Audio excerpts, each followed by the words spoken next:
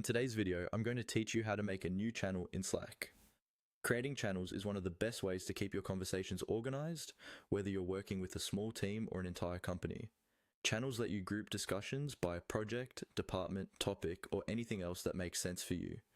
In this walkthrough, I'll guide you through the simple process of creating a new channel, and I'll also share a few tips on naming and setting things up clearly so your teammates know exactly what it's for. First, open Slack and make sure you're in the correct workspace, especially if you're part of more than one organization. On the left-hand side of your screen, you'll see the sidebar with all your existing channels listed. Near the word channels, or near the current list of channels, look for the plus sign. This is usually a small plus symbol beside the channel section. Click on that plus sign. This is the button Slack uses to start the process of adding a brand new channel. When you click it, a new window or panel will open where you can set up the details of the channel you want to create. In this panel, you'll see a field where you can type in the new channel name. Click inside that field and type the name you want to use. Try to choose something clear and descriptive so people immediately understand the purpose of the channel.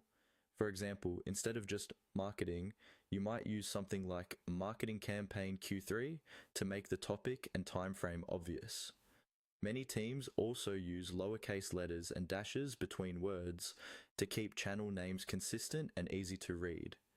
As you type, Slack may show you a short note about naming rules such as character limits or not using spaces. If the name is already taken, you might need to adjust it slightly.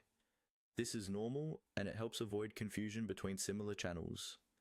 Once you're happy with the name you've typed in, you can proceed to finalize the creation of the channel. After it's created, you'll be able to start posting messages, invite teammates, and customize settings like whether the channel is public to the whole workspace or only visible to specific people. And that's all there is to it.